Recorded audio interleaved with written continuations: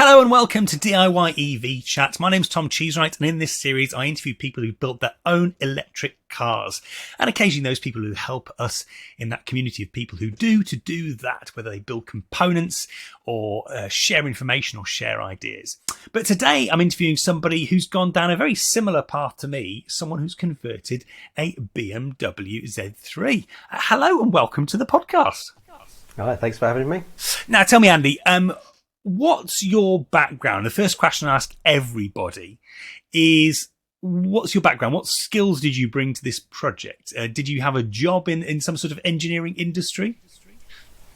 No, would be the honest answer. I am one of these odd people. Basically everything is completely self-taught from an early age, to be honest. From my parents buying me an electronics kit when I was like 10, and the ZX81 in 1981, obviously. Nice. So my programming comes from that point, and my anything I know electronics wise, it's all self-taught. I've got no formal training in any of it. But a long history of tinkering and taking things apart and playing. Yeah, I mean, the sort of electronics programming side was just an interest, and it's something I've always done and always been interested in. And the mechanical side is all from my dad. He was always into heavy engineering of some description, plant fitter and coded welder and all these things. So once I sort of got this interest in cars, he was the one I was permanently tapping on the shoulder saying, how am I going to do that? What do I do with that? He sounds like a useful person. He was interesting. He was very, very interesting, and he had an amazing outlook of. I mean, we didn't have a huge amount of money, so all the things I wanted to do and sort of couldn't do, he'd say to me, well, "Do it yourself. Just build it yourself." And that was always his attitude. That someone's doing it, so why can't you do it? That was just his outlook. And as much as I don't necessarily agree that anyone can do anything, I think we can all do a lot more than we do. What we've got to do is put ourselves out. Absolutely. And give it a go. And so what sort of projects did that attitude take you into before this one? What sort of stuff had you done before? A huge amount of car stuff. I've been a petrol head since I got my first car at 19 and blew the engine up a week later. And then obviously tapped my dad on the shoulder and went... And it was back on the road a week later, fully rebuilt engine, and there's no looking back from there. So I've always, been a petrol head from that early age, and I've done everything from turbo engine conversions, big V8s. I had a 350Z for quite a long time, which was something of a project car, which had everything from individual throttle bodies to rear mount turbos, air ride suspension, all built from scratch. Wow. I don't let people touch my car. I've always done everything. Sort of I was somewhat encouraged from an early age to do that. So it just natural for me, just put one foot in front of the other and just give it a go. And so when did you stumble across the EV conversion community and the EV conversion idea? Well, I've considered it for since the sort of electric cars, the Teslas, since the Teslas sort of really took off. You look at it and go, God, it's ugly as sin. There's no appeal there for me. I've always liked an interesting car, generally old. I had Capris when I was younger, and something with a bit of character, and they're soulless. They really are a soulless, fantastic bit of engineering. Awesome. I cannot fault it, other than the £5,000 screen that they stuck in it for whatever stupid reason, because that didn't make any sense. I've always considered it since that became sort of a bit more mainstream. But you look at it and go, no, the price is too much, and where do you start? But then I retired last year, and I thought, well, currently at that time I had a 350Z and a 370Z, not really cars. 12 miles to the gallon isn't something you take into retirement with you. It just doesn't make any real sense.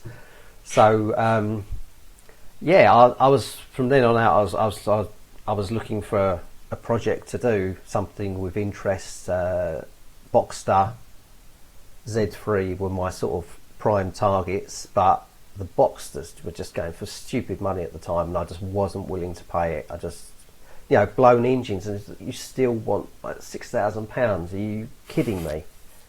I'll give you 2,000 if you're lucky. How Paul, who I interviewed the other day, got his for 1,900 quid. I have no idea. Yes. So, I mean, it does happen. They do sort of come up, but you've got to be lucky and quick. And I wasn't. So I mean, I had plans on doing an EV project as soon as I decided, I'm going to retire.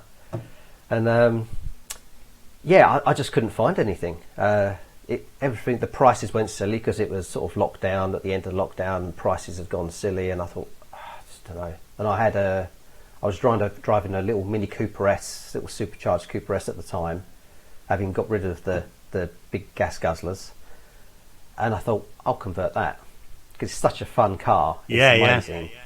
So basically, I bought everything to do the Mini conversion. I started sort of collecting stuff, the complete Leaf stack, and then the sort of BMW batteries, and I was literally there with a disc cutter in hand, ready to start hacking away at it, and the Z3 come up. So it all changed, and this is where we are now. I'm guessing your Z3 was a bit more solid than mine. Yeah, I mean that was the thing. There were Z3s around, but trying to find something, you look back at the MOT history and you look at problems with rust on the chassis and the mounting points, and I was like, no, not interested. So finding something that was sound was top of my list. I didn't care about anything else. I just wanted a sound body. I don't like body work. It's as much as I had to do some, because it wasn't in prime condition. I've had to do some body work and paint work. I don't want to do too much. It just doesn't hold any interest for me. And what's the point if that's not what you're interested in doing? Quite right. So you got the Z3, which was sort of which had been on your shortlist, and you say you bought a Leaf stack. So that was always your plan, was it, to go the Nissan Leaf route?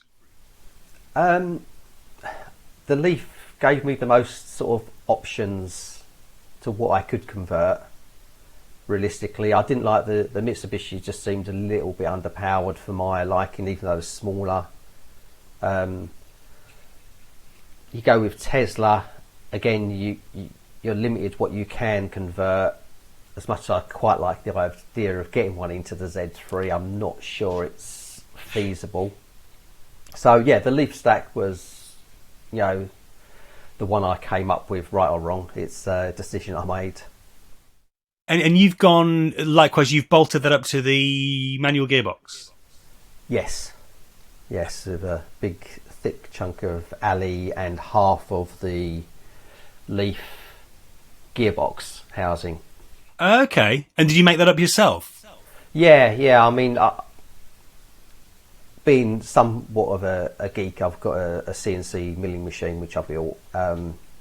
So that sort of made some of these things a little bit easier.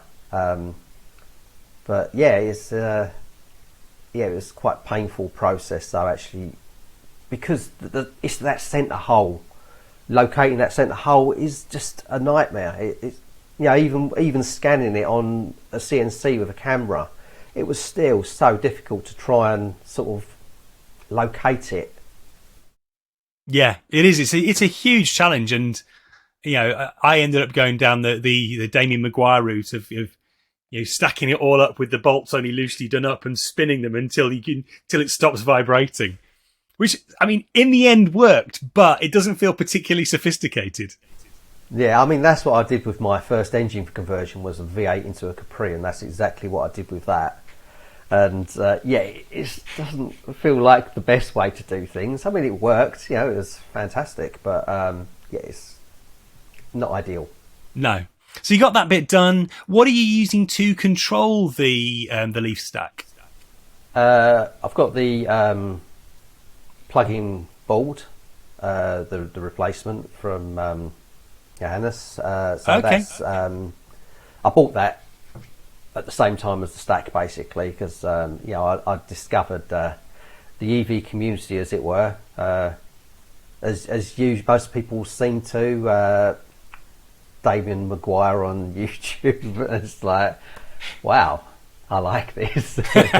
And yeah, so yeah, that's what I'm using to control it. And what about the other sort of ancillaries you've got? Well, batteries first of all. What route did you go on batteries? Is that Leaf as well? No, that's BMW. So it's the you've got the 330 pack, I believe. Yes. Yes. I'm using the 530, which has got the 6 modules in it. Gotcha. Sort of an extra 60 volts. So yeah, I did have 2 of those, but one's had a bit of a meltdown. Oh no! So I won't be using that. Oh, that's not so good. No, it's a bit scary. Yeah. Well, as Damien experienced recently, Yes, that was I noticed. Yeah, his best BMS wiring going up, which is not what you want. I don't know how much more you want to share about the battery pack, but that's an interesting story if you do. Well, I mean, it didn't go up in flames or anything. Right. At the end of the day, I was just doing some sort of road testing, and it started losing power just out of nowhere. And I knew it was like at least 50% charged. So I managed to get it home just. Had to push it up the drive, admittedly, as it literally just stopped. Which maybe wasn't the best move. Maybe I should have left it in the road. But then when I looked at the voltages, once I connected the computer up, they were all over the place. Some of them down to just over 2 volts, 2.4 volts. Wow. Others up at sort of, you know, up in the 3s. And I thought, yeah, I don't like this. I mean, there was no temperature there, so that wasn't a major concern. But there's no way I was going to leave it like that, so I literally started ripping it apart and getting the cells out as quick as possible and away from each other. And it seems it was just one module, which is just the voltages are all over the place. Wow. In one module. But the other modules aren't brilliant. They're not brilliant, so I'll probably lose that entire pack somewhere. Yeah. Gotcha. And then in terms of other stuff, in terms of driving your brake booster, in terms of power steering, what have you done on that front? Pretty much the standard. I think it's Volkswagen Audi vacuum pump, which everyone seems to use. It's a good little unit, not particularly noisy, easy to control. And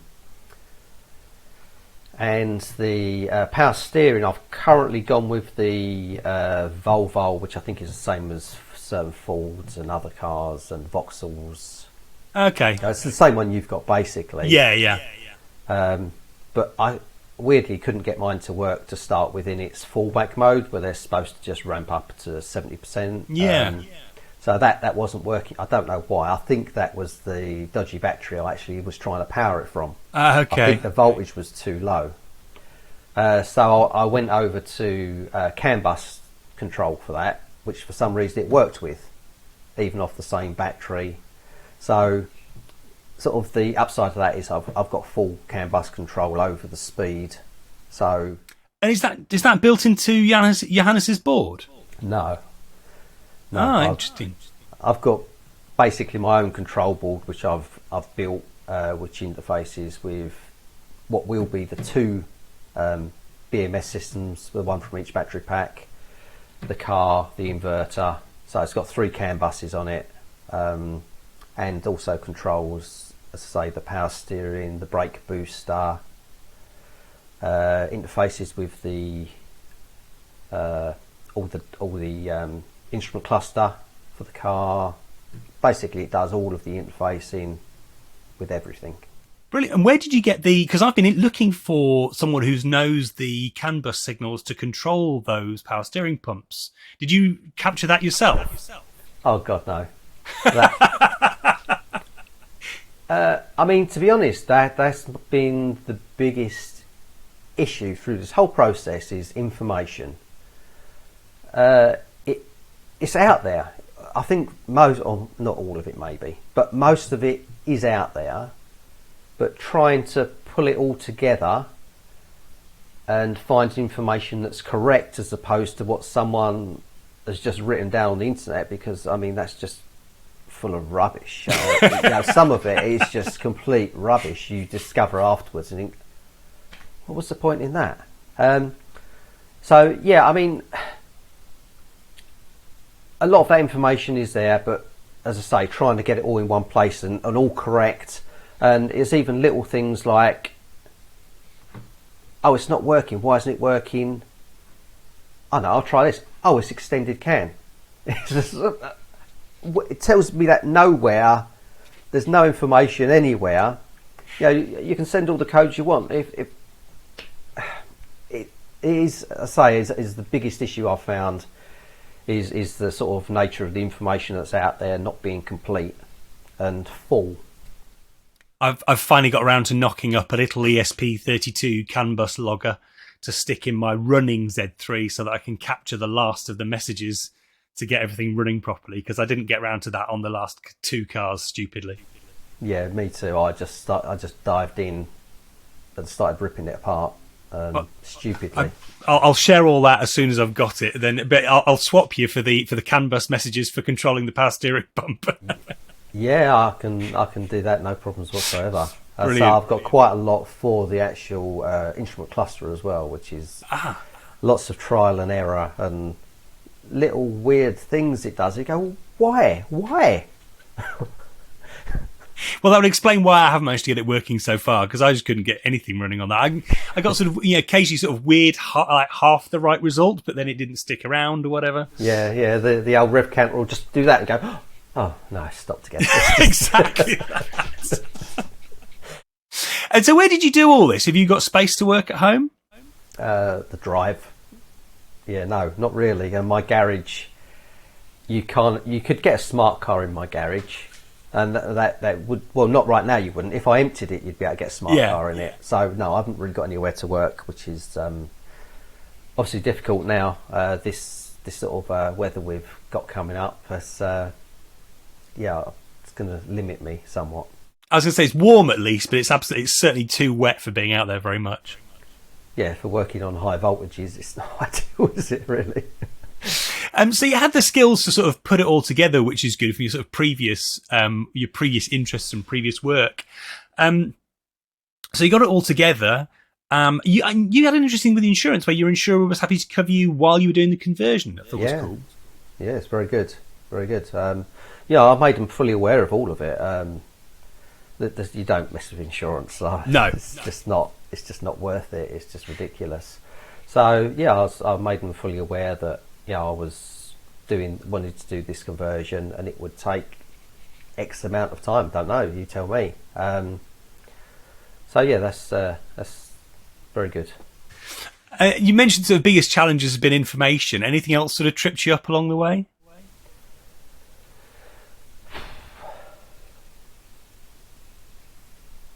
No, not really. No, because I can do most things, whether it's electrical, mechanical, whatever. I think that was the biggest thing is getting that information together, in a way that makes sense. A lot of the information I found was written by people whose understanding is up there. So they talk at that level and don't explain the little things that are vitally important that are down here. So yeah, I mean, information was the only real thing that really messed me up, to be honest. That and making a few errors where you think I've made a few assumptions, shall we say? Yeah. Oh yeah, that'll be fine, that'll work. and it didn't. So yeah, I didn't realise that again. But that's an information thing. I didn't have the information. I made an assumption. I'd love to pay somebody to be a full-time like wiki editor on Open Inverter, just to collate everything, fact check everything, just enrich that wiki with all the information we might actually need. Yeah, I mean, so it is all there. It's just making sense of it at a level that we can understand. Yeah. What was the most rewarding aspect? Was it that first drive?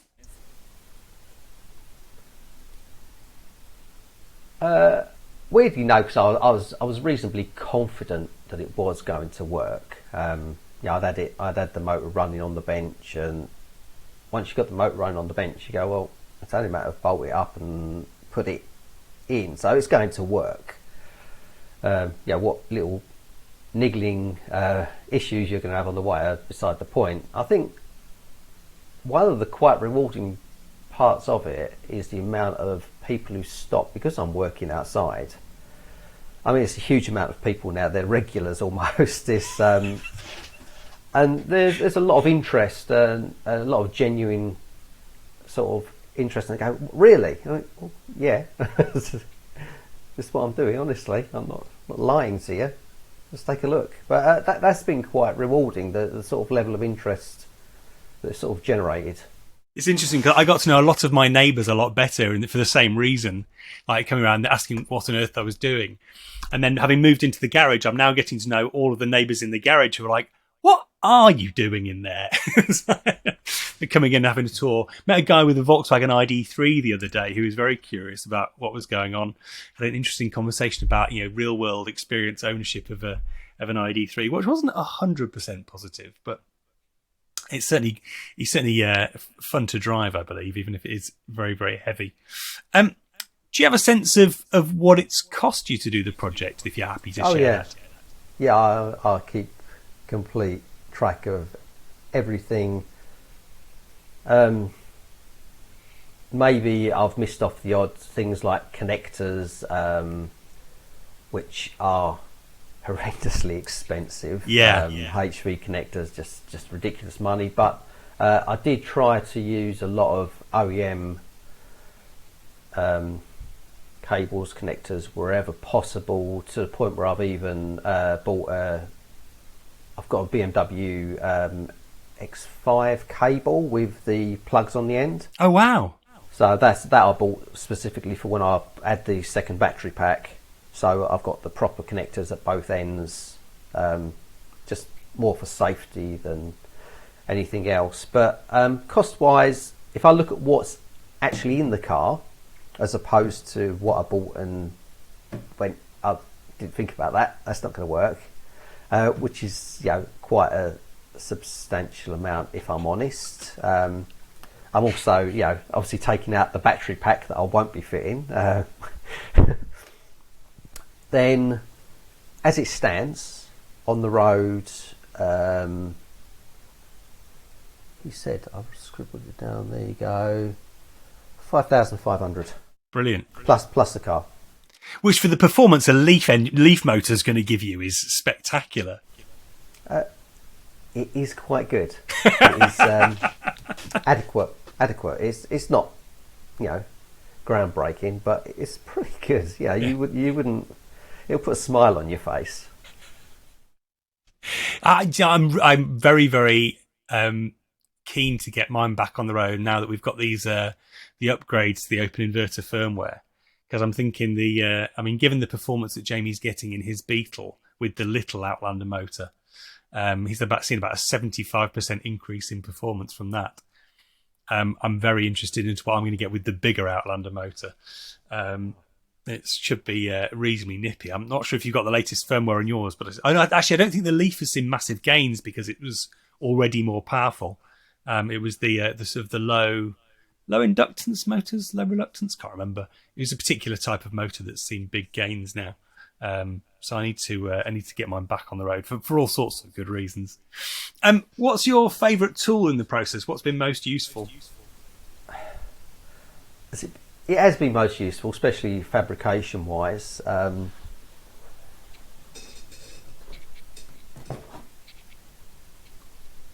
Ah, 18-volt bandsaw. Oh my God. That's just fantastic. I love it. Absolutely love it. Especially, depends on how much fabrication you do. And it's just so much easier. So much more accurate. what sort of things were you using it for? Any of the structural stuff, basically. But I also use that to trim the alley plate that the adapter's made from. Oh wow! Gearbox. And that cut through that quite happily. It's very good, very good bit of kit. Another thing to add to my Christmas list. Oh, it's quite an expensive little Christmas item, but it's nice. Maybe Christmas item for myself. Yeah. And what's next for the project? Where's it up to? Is it another project, or are you going to got some upgrades to do to this one? I've got a long way to go with this still. I think maybe I've been pushing it a little bit as far as how much power I'm trying to draw from the battery. So I've been having a few little issues. So until I get the second battery pack in, I think I'm going to have to sort of throttle it back a little bit. The electronics is pretty much completed. I mean, all the boards I built for the control of it, I've done those at least 10 times. I've redesigned them and started again, basically. Wow. Just to get that right. And now it is a nice standalone single unit, as opposed to an Arduino to control this part and an Arduino to control that and a Teensy there. So now it's all one unit and it's working much more reliably. And also the wiring is fantastically improved over what it was. It was a bit of a spaghetti junction, really. So I've not got anything like that to do. The only thing I really want to do is get the battery pack in and make it more reliable. I mean, also, I don't know if you've seen, but I've been building a sort of 4.5-inch display to give me more usable information in the cabin, as opposed to having to sort of jump out and plug a laptop in, which isn't much fun. But that's given me much more usable information. So I want to do a lot more work on that and then find somewhere to fit it, God knows where. But yeah, other than that, hopefully the car should be on the road and usable quite soon, without too many more modifications. Fantastic. That's good inspiration for me to finally get my my custom dash fitted, which is why I need the CAN bus capture to because I need to I need the CAN bus capture. I'm also making a little permanent CAN bus test rig, so that I've got 2 known good transmitters and receivers, just giving some level of network traffic, so you know that the network's working before you then start adding stuff to it and realise that the CAN bus isn't working for some reason. And when you're doing it with breadboards and Arduinos, like you say, there's any number of things that could be wrong with the CAN bus network. So I just want a permanent network that I can test against. Yeah, sitting there with breadboarded stuff, there's always something that's pulled out or come loose, or it's not the way to work and get proper information. Yeah, not at this point. I've been having been mucking around with this for 2 years now. It's time to start building some proper tools for this. So listen, thank you so much for coming on, Andy. I really would like to see your car. I'd love to get the two side by side and compare and contrast, see how we've done things. It'd be even better if we can get all 3 when I've got my Lexus powered one side by side, and we can do a bit of a drag race. But yeah, range to Southend is probably a little way off for me. Yeah. I mean, I plan on moving in the near future, but even then it won't be that close. Well, listen, thanks for coming on. Thank you for watching. Hope you enjoyed this, or listening if you're listening to the audio version, available on Spotify and Stitcher and Apple Podcasts and all of those good places. We're back with more DIY EV chat soon and more updates on my general channel, keeping track of my EV projects. Thanks a lot. Bye-bye.